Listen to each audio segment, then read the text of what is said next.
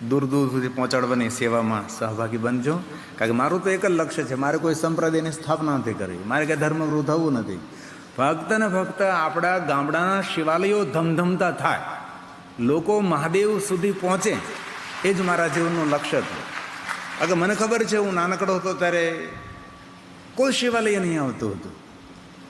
સોમવારે એકાદા 2 જણ આવે અમારા પટેલ ભાઈઓ, બાકી મહાશિવરાત્રિના દિવસે 4-5 જણા હોય, એ ભાંગ પીવાવાળા હોય. પાછા મહાદેવની પૂજા કરવાવાળા તો ઓછા જ હોય. તો 30 વર્ષથી મારો પ્રયાસ એ હતો, હર ગામડે ગામડે, નગરે નગરે મહાદેવ બેઠા છે. શા માટે આપણે મહાદેવને બેસાડ્યા છે? આપણા સૌનું મંગલ કરવા માટે, આપણા સૌનું કલ્યાણ કરવા માટે. તેથી મારો પ્રયાસ હતો કે માણસ ઘરથી શિવાલય સુધી પહોંચે, બસ. અને આજે હું જોઉં છું ગામડાની અંદર ભગવાન મહાદેવના શિવાલય સૌ જતા થયા છે. અમારી બહેનો દીકરીઓ પાર્થેશ્વર મહાદેવની પૂજા કરતી થઈ છે. લોકો શિવજીને જાણતા થયા. આંગણે આંગણે બિલવૃક્ષ વવાણા છે, લોકો બિલવૃક્ષની પરિક્રમા કરે છે, સેવા કરે છે, પાર્થેશ્વર મહાદેવનું પૂજન કરે છે. હમણાં જ હું વલ્લભીપુર કલાક માટે રોકાણો હતો, તો અહીંયા બુદ્ધેશ્વર મહાદેવ, સિદ્ધેશ્વર મહાદેવ છે, ત્યાં બુદ્ધેશ્વર મહાદેવનું દર્શન કરવા માટે હું પ્રિતેશ મહેતા ગયા. તો પૂજારી ખૂબ રાજી થયા, અમારા ગિરી નામી હતા. તો એમના ગરડા બા હતા, એમને શું કહ્યું, આ શિવાલય બાપુ વલ્લભીપુરમાંથી અઠવાડિયામાં 4 જણા આવતા હતા. અઠવાડિયામાં ફક્ત 4 જણા આવે શિવાલય. આજે આપની કથાના પ્રભાવથી રોજના 400 માણસો શિવાલય દર્શન કરવા આવે છે. અને બહુ દિલથી, બહુ હૃદયથી કહું છું, મને જે લઈ જવા લાવવાની સેવા કરે છે એમને પણ, મેં નિકુલ હું નામ ભૂલી ગયું, કેયુરભાઈને પણ કહ્યું, કેયુરભાઈ એક કામ તમારે મારું કરવાનું, દર સોમવારે કોઈ પણ જગ્યાએ તમે હો, ભગવાન શિવજીના શિવાલય દર્શન કરવાના. દરેક ગામમાં શિવાલયો છે, દરેક જગ્યાએ મહાદેવ છે. એવું નહીં કે તમારા ગામમાં હોય ત્યારે જ તમારે શિવાલય જવાનું. કોઈ પણ ગામમાં મહેમાન તરીકે ગયા હોય, લગ્ન પ્રસંગમાં ગયા હોય, કોઈ પણ શહેરમાં ગયા હોય, ભારતનું કોઈ ગામ, કોઈ શહેર એવું નથી જ્યાં શિવજી નથી. તેથી સોમવારે અચૂક ભગવાન મહાદેવના શિવાલય જાઓ. અને રોજ જો શિવાલય જતા થઈ જાઓ ને, તો કોઈના બાપની તાકાત નથી તમારો કોઈ વાળ વાંકો કરી શકે. એવી શિવજીની દુનિયા છે. શિવજી આપણા રક્ષક છે, આપણા પાપોના ભક્ષક છે. તેથી મહાદેવ જેવા કોઈ દેવ દુનિયામાં નથી. તેથી મારા ભાઈઓ, બહેનો, વડીલો સૌને પ્રાર્થના, આપ રોજ શિવાલય જવાનો નિયમ રાખો. દરેક ગામમાં શિવજી બિરાજે છે. અરે શિવાલય જવાનો સમય ન હોય ને તમે દૂરથી ઉભા રહીને શિવજીના શિખરનું દર્શન કરો અને શિવાલય પર ધજા ફરકતી તો દર્શન કરો ને, તો પણ કોઈ પણ ક્ષેત્રમાં પરાજય નહીં મળે, બધા ક્ષેત્રમાં વિજયની પ્રાપ્તિ થાય. એવો શિવાલયનો પ્રભાવ છે. શિવાલય કોઈ નાની વસ્તુ નથી, ઉર્જાથી ભરપૂર આપણું શિવસ્થાન છે. તેથી આપ સૌને મારી નમ્ર વિનંતી સાથે આવીએ 2-3 મિનિટ માટે સૌએ કંઠસ્થ કરવાનું છે. આજ તો હું બોલાવીશ તમારી પાસે. મંગલ ભવન અમંગલ હારી. બહેનોને કંઠસ્થ થાય, પણ ભાઈઓ કંઠસ્થ નથી કરો. સવારમાં ઉઠતી વખતે, રાત્રે સૂતી વખતે, ઘરથી બહાર નીકળતે વખતે, ઓફિસ ખોલતે સમય, દુકાન ખોલતે સમય, યાત્રા પ્રારંભ કરતે સમય જરૂર એકવાર બોલો. આંખ ખુલે એટલે બિસ્તરમાં બોલો. સરળ છે, કંઠસ્થ કરી લ્યો, યાદ રાખી લ્યો ને લખી લ્યો.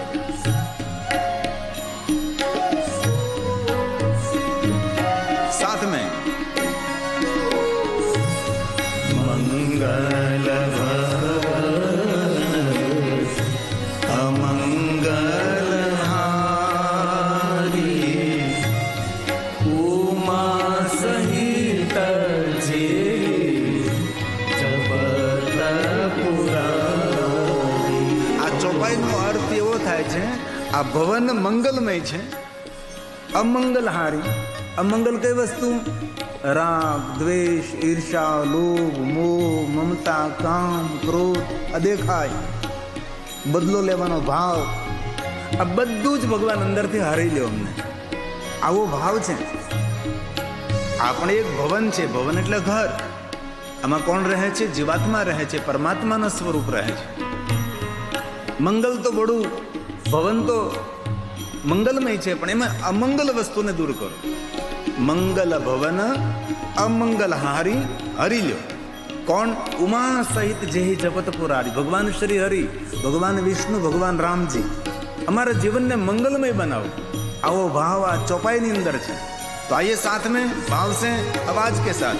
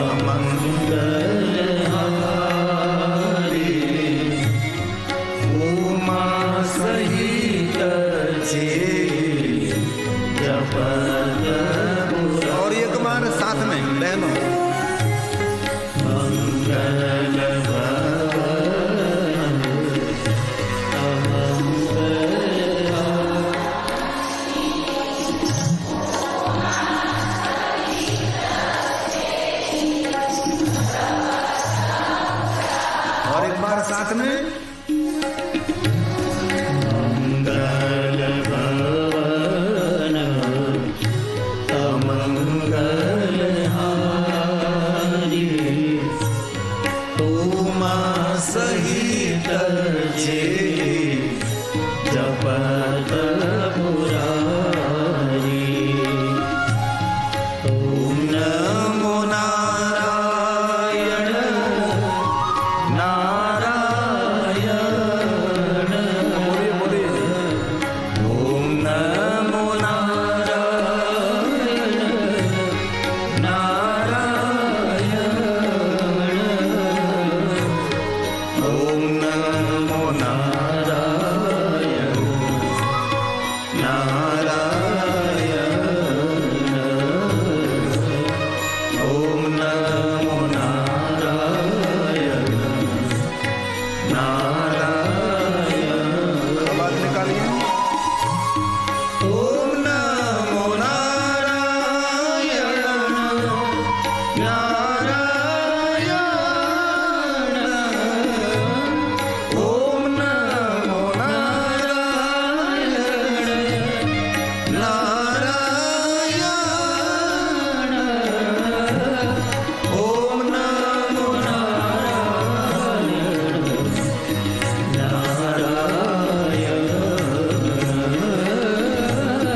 ओम नमो नारायण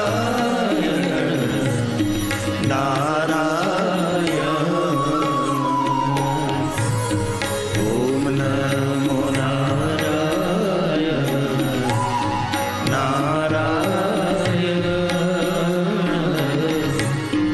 ओम नमो नारायण नारायण ओम नमो नारायण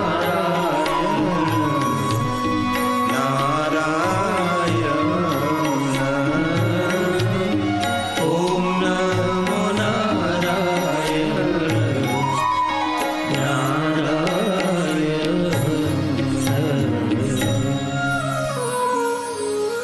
ચૈત્રી નવરાત્રિને નિમિત્તે શક્તિના સાનિધ્યમાં શિવની ઉપાસના કરી રહ્યા છીએ. પ્રથમમ શૈલપુત્રી, દ્વિતીયકમ બ્રહ્મચારિણી, તૃતીયમ ચંદ્રઘંટેતી, જે નવદુર્ગાનું સ્વરૂપ છે. આપણે આરાધ્ય દેવી છે. આ બધા સ્વરૂપો માતા પાર્વતીના છે, માતા ભવાનીના સ્વરૂપો છે. એક શિવ છે જેના અનેક સ્વરૂપો છે, અનેક રૂપો છે. એ જ રીતે એક શક્તિ છે જેને અનેક શક્તિ એના સ્વરૂપ છે. તેથી આપણી પ્રધાન દેવી નવદુર્ગા છે. રોજ આ સ્તોત્રનો પાઠ કરી શકાય, રોજ બોલી શકાય. નવરાત્રિમાં તો વિશેષ પ્રકારે આપણી પૂજાની અંદર પણ આ સ્તોત્રને સામેલ કરીએ. આપણે રોજ સવારમાં આપણે ભગવાનની પૂજા કરતા હોય, સ્તોત્ર પાઠ કરતા હોય છે, આપણે માલા જપ કરતા હોય ને કરવું જ જોઈએ. સવારમાં સીધું નાય ધોઈને સિરાવી ભોજન કરીને સીધું બહાર પાણીનો કોગળો ન કરાય. આત્મકલ્યાણ માટે, આત્મ ઉર્જા એકત્ર કરવા માટે કાંઈ ને કાંઈ સવારમાં પૂજા પાઠ અર્ચન હોવું જ જોઈએ. સવારમાં ઈષ્ટ દેવતાઓની માળા કરવી જોઈએ, ભગવાનને યાદ કરવા જોઈએ. તો આઈએ સાથ મેં ભાવ સે, જેને જેને કંઠસ્થ છે એ સાથે બોલશું, અને જેને નથી કંઠસ્થ એ આ કથાને યાદ સ્વરૂપે નવદુર્ગા સ્તોત્ર કંઠસ્થ કરશે. જેને જેને આવડે છે તેને હૃદયથી મારા પ્રણામ, પણ જેને નથી આવડતા એ મુખપાઠ કરવાનો પ્રયાસ કરે. પ્રથમં શૈલપુત્રી દ્વિતીયં બ્રહ્મચારિણી તૃતીયં ચંદ્રઘંટેતી કૌષ્માંડેતી ચતુર્થમ પંચમં સ્કંદમાતેતી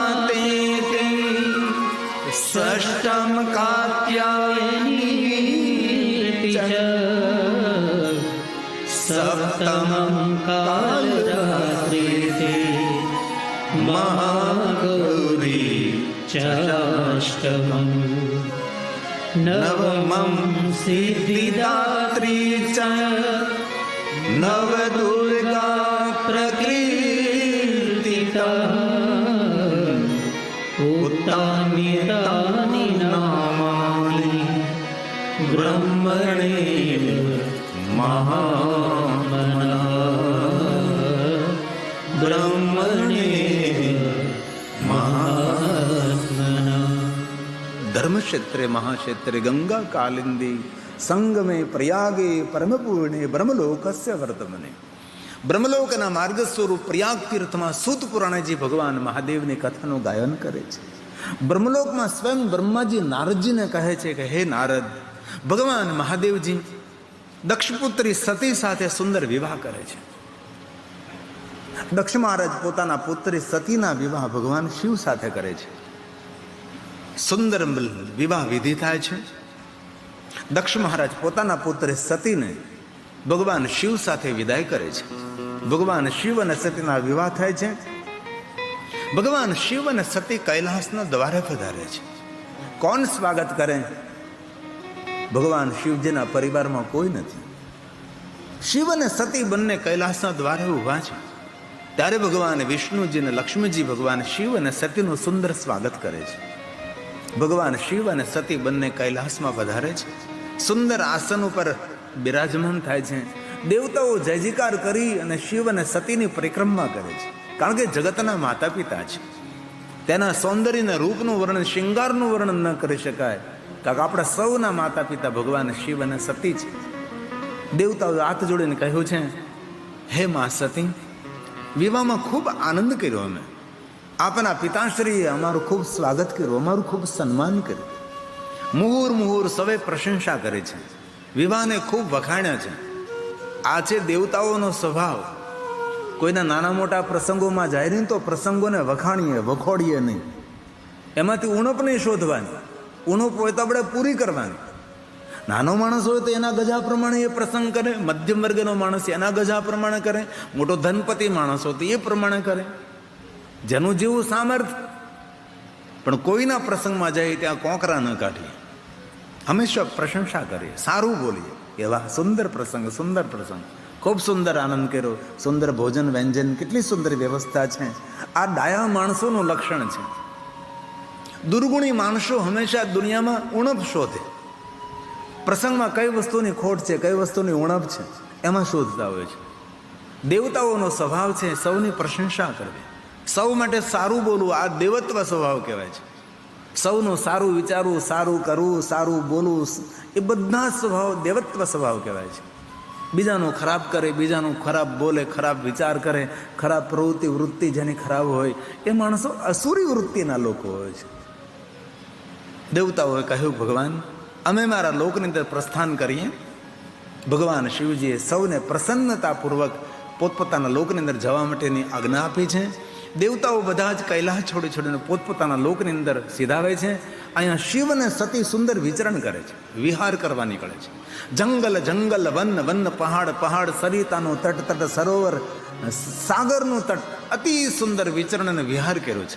સતીએ બહુ જ બધા પ્રશ્નો કર્યા છે. કોઈ નદી આવે તો ભગવાનને પૂછે કે ભગવાન આ નદીનો મહિમા શું છે? જ્યારે શિવજીએ નદીના મહિમાનું સુંદર વર્ણન કર્યું. જંગલ જાય તો જંગલનું પૂછ્યા, જંગલનું નામ શું છે? ત્યારે શિવજીએ જંગલના નામો બતાવ્યા. દેશ દેશાંતર નિરંતર ભગવાન મહાદેવ પહાડોની કંદરામાં સુંદર સુંદર વિચરણ કરતા કરતા ભગવાન શિવ અને સતી એક સુંદર આશ્રમના દ્વાર પધારે છે. ત્યારે સતી પૂછે છે કે હે મહાદેવજી, આ આશ્રમ કોનો છે? કુંભજ ઋષિનો આશ્રમ છે. અગત્ય મહાત્મા છે, મારા પરમ ભક્ત છે અને કથાના બહુ સારા ગાયક પણ છે, જેમની પાસે જ્ઞાન પૂર્ણ છે, જ્ઞાન ભંડાર છે. આપણે બંને આશ્રમમાં જઈએ અને એમના મુખેથી ભગવાનની કથાઓનું શ્રવણ કરીએ. ભગવાન શિવ અને સતી બંને કુંભજના આશ્રમે ગયા છે. આપણે મહાકાલેશ્વર ઉજ્જૈનની અંદર પહેલું શિવલિંગ સ્થાપિત અગત્ય મહારાજે કર્યું. અગત્યેશ્વર મહાદેવ છે. પછી 84 મહાદેવ છે ત્યાં. ક્યારેક મહાકાલ ઉજ્જૈન જવાનો અવસર મળે તો 84 મહાદેવના દર્શન કરવાનો મહિમા છે. કાશીમાં તો એટલા શિવલિંગો છે, સંખ્યાના વિદ્યતે કોઈ ગણી જ ન શકે. એટલા કાશીમાં ભગવાન મહાદેવના શિવલિંગો છે. પણ આપણે લોકો તીર્થમાં જઈએ પણ ઉડને ભાગ કરતા જઈએ છીએ. આપણે તીર્થની ગરિમા સમજતા નથી, તીર્થની ઉર્જાની અનુભૂતિ કરતા નથી. તીર્થમાં રોકાવું પડે. જ્યોતિર્લિંગોમાં ક્યારેક રોકાવાનો પ્રયાસ કરશો. દર વર્ષે અમે 9 દિવસની કથા સોમનાથમાં કરીએ છીએ, બાકીના એક જ્યોતિર્લિંગમાં કરીએ. આવતા વર્ષે લગભગ 12મા મહિનાની આસપાસ રામેશ્વરમાં કથા છે. જેમને પહેલી કથા નંદા પરિવાર, ઉમેશભાઈ નંદા જામનગરના છે, એમને પહેલી કથા ભીમાશંકર જ્યોતિર્લિંગમાં કરી હતી. એમની બીજી કથા પ્રથમ જ્યોતિર્લિંગ સોમનાથ મહાદેવમાં કરી હતી. એમની ત્રીજી કથા આ વર્ષે મેં કાશી વિશ્વનાથ મહાદેવના સાનિધ્યમાં કરી. એક જ અજમાનની હવે ચોથી કથા રામેશ્વર મહાદેવના સાનિધ્યમાં છે. આમ એક એક અજમાન અનેક અનેક કથાઓ કરે છે. ક્યારે કથા કરતો હોય છે, કથાની અંદરથી કાંઈ ને કાંઈ તેને ફલશ્રુતિ પ્રાપ્ત થાય છે. કથા કોઈ દી નિષ્ફળ જતી નથી, કોઈને કોઈ રીતે કથા ફળ આપે છે. આપણી દિવ્યધામમાં કથા જે થઈ રીતે સ્વયંસેવકોએ સેવા કરી છે, દાતાઓએ દાન આપ્યું છે, ભુવાશ્રીની ઉપસ્થિતિ રહી, આ બધાની દિવ્યતા રહે. પણ એ સૌને સમય કાલાંતરે સૌની કામના, સૌની મનોકામના ભગવાન પૂર્ણ કરે છે. મારો 30 વર્ષનો અનુભવ છે, કોઈ કથા નિષ્ફળ નથી જતી. કોઈને કોઈ રીતે કોઈની કામના પૂર્તિ કરનારી હોય છે, કોઈનું જીવન પરિવર્તન કરનારી હોય છે, કોઈના જીવનમાં શિવજીના નામની જ્યોત પ્રજ્વલિત કરનારી કથા હોય છે. આમાંથી બધા જ પોતાના જીવન બદલે ન બદલે એ આપણે ન કહી શકીએ, પણ થોડા માણસો તેવા નીકળશે જ કે આ કથાનું શ્રવણ કરતાં પોતાના જીવનને બદલી નાખશે, પોતાની ખાણીપીણી બદલશે, પોતાની રહેણી કહેણી બદલશે, અને જરૂર ભગવાન મહાદેવનું ભજન કરતો આ કથાથી એ માણસ થઈ જશે. કથાનો કોઈને કોઈ પ્રભાવ પડે છે. અરે ક્યારેક અનુભવ કરી લીજો તમે. પહેલે દિવસે તમારી સેલ્ફી લઈ લો, ફોટો પાડી લો. 9 દિવસ તમે ભાવ અને ભક્તિથી કથાનું શ્રવણ કરો, 9મે દિવસે ફોટો પાડો. એ પહેલા દિવસના ફોટા કરતાં 9મા દિવસનો ફોટો તમારા ચહેરા પર ભગવાનના નામની ઉર્જા દેખાશે. એ કથાનો પ્રભાવ છે. આ ઘટના ત્રેતા યુગમાં ઘટી છે. કુંભદ ઋષિના દ્વારે શિવ અને સતી પધારે છે, અને સાધુ શિવ અને સતીનું સ્વાગત કરવા માટે આવે છે. અતિ આનંદની લાગણીની અનુભૂતિ કરે છે. સંગ સતી જગજનની ભવાની, જગતની માતા છે, સાથે જગતના પિતા છે. મારા આંગણે ભગવાન પધાર્યા છે અને સુંદર સ્વાગત કર્યું છે. સંગ સતી જગ જનની ભવાની, પૂજા કરી, પૂજા પૂજે ઋષિ અખિલેશ્વર અખિલેશ્વર ભગવાન શિવ પૂજે ઋષિ અખિલેશ્વર આશ્રમમાં પ્રવેશ કર્યો છે. સુંદર આસન આપ્યું છે. કુંભદ ઋષિએ કહ્યું, ભગવાન કઈ સેવા કરું આપની? ત્યારે ભગવાન મહાદેવ કહે છે, વાણીની સેવા કરો, વાણીની સેવા. કોઈના માટે 2 સારા શબ્દો બોલવાની, એ પણ વાણીની સેવા છે. કોઈને 2 સારા સૂત્રો સંભળાવવાની, એ પણ વાણીની સેવા છે. કોઈને સાચું ને સારું ને શ્રેષ્ઠ માર્ગદર્શન કરવું, એ પણ એક વાણીની સેવા છે. કોઈના જીવનમાં દીપાવલી જેવા દિવસો આવે, કોઈના જીવનમાં અંજવાળો આવે, એવા પ્રયાસ કરવા. ભગવાન મહાદેવે કહ્યું કે વાણીની સેવા કરો. મને ભગવાન રામની કથા સંભળાવો. અને કુંભદ ઋષિએ કથાનો પ્રારંભ કર્યો છે. ભગવાન, મારી વાણીને પવિત્ર કરવા માટે, મમત્વતા વાણી ગુણ કથાને પૂર્ણ ન ભવતા, મને પુણ્ય મળે, મારું મંગલ થાય, મારું કલ્યાણ થાય, એટલા માટે ભગવાન હું તમને કથા કહું. બાકી તો અત્ર વક્તા મહાદેવ લગે કહન હરિ કથા રસાલા.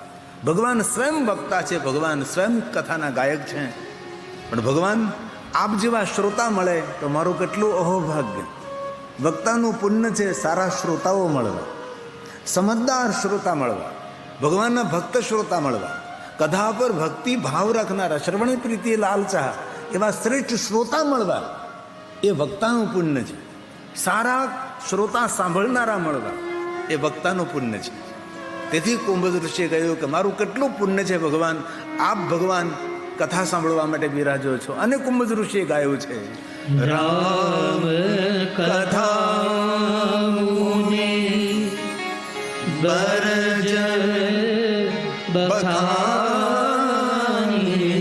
બખાની, સુની મહેશ પરમ સુખ માની. ભગવાન સ્વયં કહે છે સુની મહેશ. તુલસીએ કહ્યું કે કથા સાંભળતા સુખની, પરમ સુખની અનુભૂતિ થઈ છે. કેટલી સુંદર વાત કરી. કથા સુખની, કથા પરમ સુખ આપે. જે સુખનો કોઈ વિરામ નહીં, જે સુખનો કોઈ પૂર્ણ વિરામ નહીં, જે સુખની કોઈ સીમા નહીં, અસીમ સુખ આપનારી આ ભગવાનની કથા છે. તેથી જેટલો સમય મળે તેટલો સમય પ્રભુની કથાનું શ્રવણ કરવું જોઈએ. ભલે ગમે એટલે આપણે ભણેલા હોય, ગમે એટલે આપણી પાસે મોટી ડિગ્રી હોય, પણ કથા એ આપણી સનાતની પરંપરા છે. કથા આપણને ઉર્જા આપે છે, કથા આપણને જીવન આપે છે, કથા આપણને જીવન જીવવાની દિશા દેખાડે છે. તેથી પ્રભુની કથા સાંભળવી જોઈએ. તેથી ડાયા માણસો, મોટા માણસો, સજ્જન માણસો, પવિત્ર માણસો ભગવાનની કથાનું શ્રવણ કરતા હોય છે. તેથી કથા શ્રવણ કરવી એ પુણ્ય એકત્ર કરવું. કથા શ્રવણ કરવી એટલે ભગવાનના આશીર્વાદ મેળવવા. એથી ભગવાનની કથા. અને રોજ રોજ આવો થોડો અવસર મળે, ભાગ્ય ભાગ્ય ક્યારે ક્યારે અવસર મળે. અને 9 દિવસ માટે જ હોય, અને 3 કલાક 4 કલાક હોય છે. તેથી જેને જેને કથા સાંભળે છે તેના જીવનમાં ભગવાન શિવજી વિશેષ પ્રકારે કૃપા કરશે. કથા સુખદાયીની છે, કથા દુઃખ હરણી છે, કથા મુક્તિદાયીની છે. તેથી કહ્યું ભગવાને સુની મહેશ. કેટલી સુંદર વાત કરી, તમે જો તો ખરા. સુની મહેશ પરમ સુખ કુંભજ ઋષિએ કથા સંભળાવી છે. ભગવાન મહાદેવે કહ્યું કે કુંભજ ઋષિ, તમે મને કથા સંભળાવી તો મારે તમને કંઈક આપવું જોઈએ. કારણ કે આમનામ તમારા મુખેથી કથા સાંભળીને હું જતો રહું તો મને કથાનું પુણ્ય ન મળે. મારે તમને કંઈક આપવું જોઈએ. અને એ તો આપણી સનાતની પરંપરા છે. અને ખાસ યાદ રાખવું, કોઈ બ્રાહ્મણ પાસે મુહૂર્ત જોડાવા જાઓ તે સમયે તેને કંઈ દક્ષિણા આપવી પડે છે. કોઈ સાધુ બ્રાહ્મણ પાસે કંઈ પૂજા કરાવો તો તેને ભેટ પૂજા દક્ષિણા આપો જ. કોઈ પણ બ્રાહ્મણની દક્ષિણા જો પૂજા કર્યા પછી તરત ન આપીએ અને 1 રાત્રિ વીતી જાય તો સહસ્ત્ર ગણી દક્ષિણા તેને આપવી પડે. તેના ઋણી કહેવાય આપણે. તેથી કોઈ દિવસ ભૂલ ન કરવી. આજે કોઈ બ્રાહ્મણ હોય, કોઈ સાધુએ આપણે અહીંયા પૂજા પાઠ કર્મકાંડ કર્યું, એ સમય એ જ દિવસે તેને દક્ષિણા આપવી, પછી લઈ જજો એમ ન કહેવાય. 1 રાત્રિ વીતે તો સહસ્ત્ર ગણી દક્ષિણા તેનું ઋણ ચડે આપણા ઉપર. અને બીજી વાત, જે માણસો બિઝનેસ કરે છે, વ્યવસાય કરે છે, ફેક્ટરી ચલાવે છે, ખેતરમાં ખેતીવાડી કરે છે, તે સૌને પ્રાર્થના, તમારી વાડીમાં, ખેતરમાં કે પછી તમારી ફેક્ટરીમાં કામ કરતા મજૂર હોય, એમનો પસીનો સુકાય નહીં એ પહેલાં મજૂરી આપવી જોઈએ. અને ડાયા માણસો કહેવાય, તેને ધક્કા ન ખરડાવાય. કાલ લઈ જજે, 8 દિવસ પછી લઈ, નહીં. એમના શરીરનો પસીનો ન સુકાય એ પહેલાં તેને મજૂરી આપવાની હોય છે. કાર્ય પૂર્ણ નથી હોય એ પહેલાં તેની મજદૂરી તેને આપવાની હોય છે. તો તમે સફળ થાવ. અને તમારી ફેક્ટરીમાં જે કોઈ કામ કરે, તમારા ઘરમાં કોઈ રસોઈ બનાવવાનું કામ કરે, કચરા પોતાનું કામ કરે છે, તેને કોઈ દિવસ નોકર કે નહીં બોલાવતા, બહુ પાપ લાગે. તેને કહેવાનું અમારી સેવા કરે છે. શું કહેવાનું? આ અમારા ઘરમાં સેવા કરે છે, આ રસોઈની સેવા કરે છે, આ કચરા પોતાની સેવા કરે છે, આ વાસણ સાફ કરવાની સેવા કરે છે, અમારા નોકર છે એવું નહીં બોલવાનું. બહુ સમય પહેલાં બહુ મોટા હેરના વેપારી મુંબઈની અંદર એને ઘરે હું ગયો હતો પધરામણીમાં, ત્યારે મને આ વસ્તુ શીખવા મળે એની પાસેથી. એને દેવ દક્ષિણા પૂજા બધા જ તેના ઘરની અંદર કામ કરતા માણસો પાસે કરે. બાપુ આ લોકોને આદત પડે. અને અમને ભગવાનની ખૂબ કૃપા છે અને ખૂબ પુણ્ય કરવાનો અવસર મળે છે.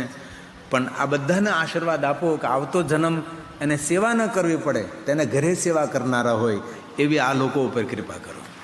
આ છે ડાયો માણસ, આ છે સજ્જન માણસ. કારણ કે માણસને ઓળખવા માટે બ્રાન્ડેડ કપડાં ન હોય, માણસને ઓળખવા માટે કંઈ સોના ચાંદીના આભૂષણ ન હોય, તેનો વ્યવહાર, તેની વાણી, તેના વિચારો, એ જ રીતે માણસને ઓળખી શકાય છે. અને જીવનમાં મોટામાં મોટી કલા છે માણસને ઓળખવાની કલા. કેવી રીતે ઓળખવો માણસને? તેના વાણી વર્તનથી ઓળખાય છે. એક ભજનની પંક્તિ છે, આમાં તો ભજન ગાયા જ નહીં આપણે. બોલો, આ તો મને ઓળખાવી ના, એની એક પંક્તિ છે વચ્ચેની. હા, વચ્ચેની પંક્તિ છે, વર્તનથી ઓળખાય. હા હા, બધી પંક્તિ નહીં, ખાલી એક જ બોલવી, એ નથી વચ્ચેથી બોલવી.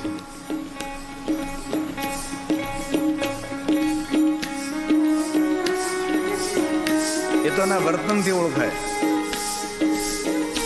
બોલો કનોભાઈ. સુગરાને નુગરારે રંગે રૂપે એક જ છે. બહુ સુંદર વાત છે. કેટલી સુંદર વાત. સુગર અને નુગરા રંગે રૂપે એક છે. એને કેવી રીતે ઓળખાય? તેના વાણી વર્તનથી એ લોકો ઓળખાય. એટલે કોઈના સોના ચાંદીના ઘરેણા પહેરથી પ્રભાવિત નહીં થવું, કોઈના મોંઘા કપડાં જોઈને પ્રભાવિત નહીં થવું, કોઈની મોંઘી ગાડી જોઈને પ્રભાવિત નહીં થવાનું.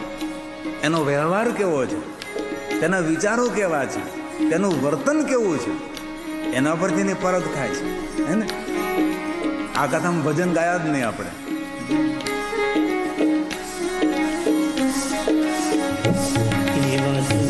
સુગરાને નુગરારે રંગે રૂપે એક જ છે. એવા સુગરાને નુગરારે રંગે રૂપે એક જ છે. હવે કેવી રીતે ઓળખાય? એ તો એના વર્તનથી ઓળખાય રે. એ તો એના વર્તનથી ઓળખાય રે.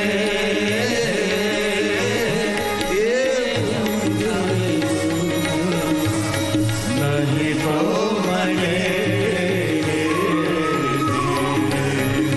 એ ભવના ફેરા નહીં તો મને. આ ભજનનો પ્રાણ એક પંક્તિમાં છે. આખું ભજન કેવું છે? આત્માને ઓળખા વિના ભવના ફેરા નહીં મટે, ભ્રમણાને ભાંગ્યા વિના લખ 84 નહીં મટે. નહીં મટે, નહીં મટે, નહીં મટે તો પછી કેમ મટે ભાઈ? તો છેલ્લી પંક્તિમાં તેનો સુંદર જવાબ છે. આખરી પંક્તિ, એવા ગુરુના પરતાપે હે બાઈ મેરા બોલિયા રે. એવા ગુરુના પરતાપે હે બાઈ મેરા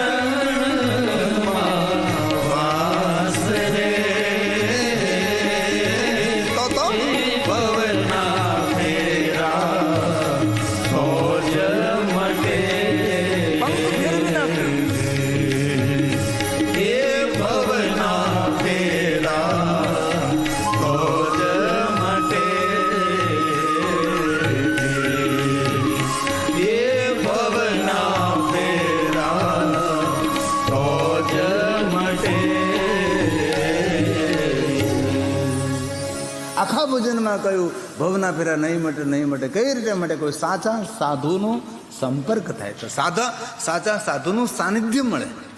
સાધુનું ઓળખવા કેમ, તેનો પણ લક્ષણો આપણા પુરાણની અંદર કહ્યા છે.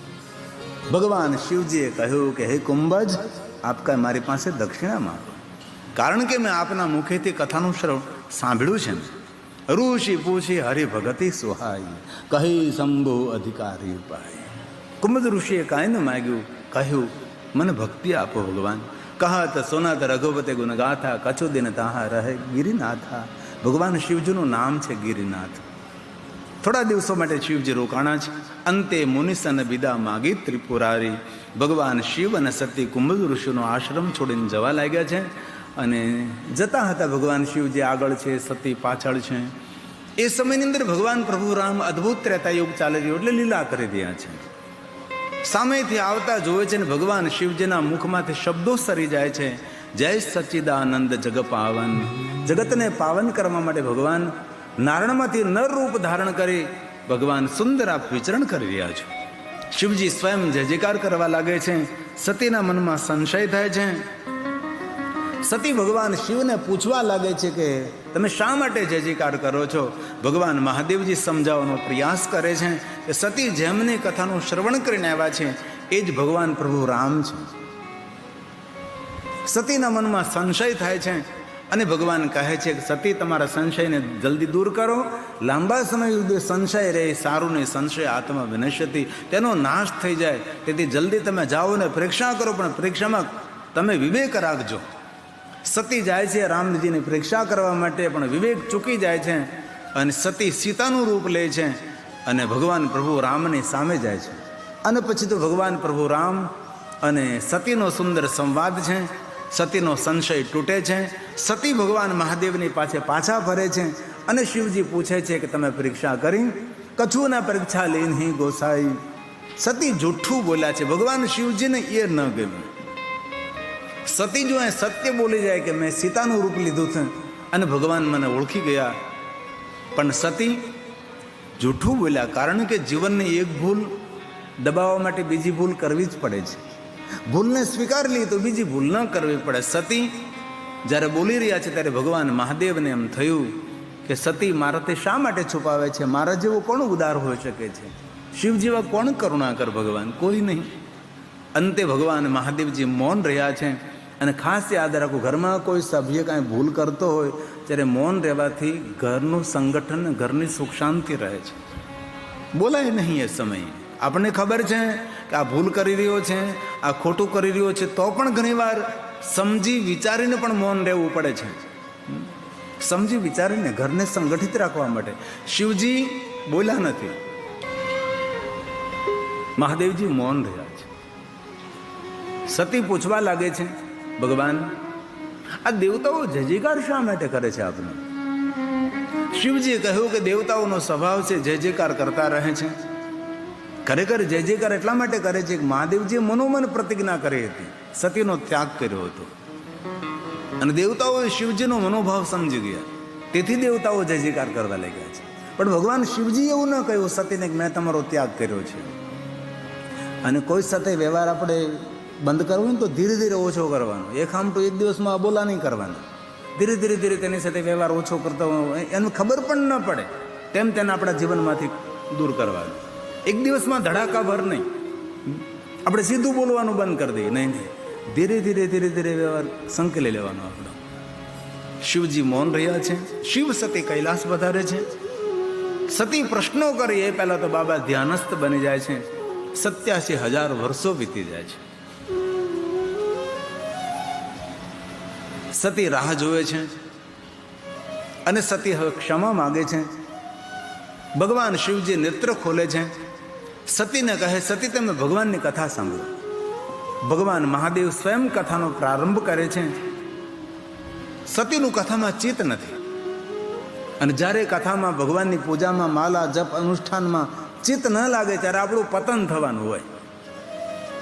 જ્યારે ભગવાનની પૂજામાં આપણને રતિ થાય, પ્રભુની કથા સાંભળવી ગમે, ભગવાનનું નામ સાંભળવું ગમે, સારા સત્કર્મો કરવા ગમે, ત્યારે આપણે સમજી જવું છે કે આપણા ભાગ્યના દ્વાર હવે ખુલવાના છે. સતીનું કથામાં ચિત્ત નથી ને એમાં આકાશ માર્ગે દેવતાઓ જતા જોયા. એટલે સતીએ કથામાં વિક્ષેપ કર્યો અને કહ્યું કે મહાદેવજી આ બધા દેવતાઓ કઈ બાજુ જઈ રહ્યા છે? શિવજીએ કહ્યું આમ તો મારે ન કહેવું જોઈએ, પણ સતી તમે મને પૂછો છો એટલે હું કહું છું કે તમારા પિતા દક્ષ મહારાજે બહુ મોટો યજ્ઞ કર્યો છે. સૌને દેવતાઓને ઋષિમુનિઓને આમંત્રિત કર્યા છે, પરંતુ તમને ને મને આ નિમંત્રણ નથી આપ્યું. શા માટે? ભગવાન શિવજીએ પૂરી કથા સંભળાવી. એકવાર અમે નૈમિષારણની અંદર સૌ ભેગા થયા હતા યજ્ઞ નિમિત્તે. એમાં દેવતાઓની વચ્ચે હું પણ ઉપસ્થિત હતો. હું ધ્યાનસ્થ મુદ્રામાં હતો. આપ જાણો છો કે હું લગભગ મારી આંખો બંધ હોય, હું ધ્યાનસ્થ રહું છું. મારી આંખો ખુલ્લી ન હોય, હું કાંઈ સૌને જોતો ન રહું. એમાં આપના પિતાનું આગમન થયું એટલે દેવતાએ ઊભા થઈ આપના પિતાનું સ્વાગત કર્યું અને મને ખબર નહીં હતી એટલે હું બેઠો રહ્યો. તમારા પિતાને એવું થયું કે મેં અપમાન કર્યું છે. ખરેખર અપમાન કરવાનો મારો કોઈ હેતુ નહીં હતો, પણ અંતે એમને એવું લાગ્યું એટલે મારું અપમાન કરવા માટે યજ્ઞનું આયોજન થયું છે. તે આપણે નથી જોવાનું. ભગવાન શિવજીએ સતીને ના કહી છે, તો પણ સતી કહે છે કે મારા પિતાને ત્યાં યજ્ઞ છે, મારે જવું જોઈએ. શિવજીએ ઘણું સમજાવવાનો પ્રયાસ કર્યો કે જ્યાં આપણું હિત ન હોય, જ્યાં આપણું યોગ્ય ન હોય ત્યાં નહીં જવું જોઈએ, તો પણ સતી જવા માટે તૈયાર થયા છે. અને ભગવાન શિવજી અગણિત ગણોને સતીની રક્ષા માટે સાથે મોકલ્યા છે. પણ જ્યારે માણસનું પતન થવાનું હોય ત્યારે તેને કોઈ ઉગાડી શકતું નથી. સતી ગઈ પ્રજેશ નગરમાં, નગરવાસીઓ અનાદર કર્યો છે, નગરવાસીઓ અપમાન કર્યું છે, અને પિતાજીને આંગણે ગયા છે. મહેમાનો પણ ઉલટસુલટ શબ્દો સૌ બોલવા લાગ્યા છે, સતીને સંભળાવવા લાગ્યા છે. હવે પિતાને આંગણે દીકરીનું અપમાન થાય, દીકરીને દુઃખ કેટલું થાય. તો પણ સતી ભારે પગે પિતાને આંગણે ગયા છે. મહેમાનોની વચ્ચે બેઠેલી માં છે, માં વીરણી, સતીને જોઈને જલ્દી ઊભા થાય છે, દોટ મૂકીને સામે આવે છે. માં ને દીકરી ભેટીને એકબીજાના ખંભા પર માથું નાખીને મળે છે. માતા વીરણી રડી પડે છે કે બેટા સતી, તારા પિતાજીનો સ્વભાવ છે, આજકાલ થોડા અભિમાની થયા છે. યજ્ઞ તો બહુ મોટો વિશાળ યજ્ઞ કરી રહ્યા છે, પણ શિવજીના વિરુદ્ધમાં થઈ રહ્યું છે બધું જ. અને સતી, આપને પણ આ નિમંત્રણ નથી આપવામાં આવ્યું. બધા જ મહેમાનો, ઋષિ મુનિઓ, દેવતાઓ આવી ગયા હતા, પણ સતી આપનું આગમન જ્યાં સુધી નહીં થયું હતું ત્યાં સુધી મને એવું લાગતું હતું યજ્ઞ અધૂરો છે. માન દીકરી બહુ પ્રેમથી, હિતથી ને ભાવથી મળે છે. બેટા સતી, પહેલા યજ્ઞનારાયણનું દર્શન કર, અને યજ્ઞનારાયણનું દર્શન કર્યા પછી ફરી પાછી મારી પાસે આવ. આપણે મા દીકરી સુખ દુઃખની વાતો કરશું. પણ મા વીરણીને ખબર નથી આ સતીની અંતિમ મુલાકાત છે. મા રાહ જોતી રહી. મા વીરણી જાણતી નથી કે સતી હવે યજ્ઞશાળામાં જાય છે, સતી હવે પાછા ફરવાના નથી. આ જીવનનું સત્ય છે, જીવનનું રહસ્ય છે. જે કાંઈ હોય સામ સામે બેસી નિવારણ કરી નાખો. મનની મનમાં રહી જશે. કોની પહેલી મુલાકાત ને કોની અંતિમ મુલાકાત આ દુનિયામાં કોઈને ખબર નથી હોતી. તેથી બને ત્યાં સુધી સૌ જે જીવન માર્ગમાં મળે તેની સાથે સારો વ્યવહાર કરવો.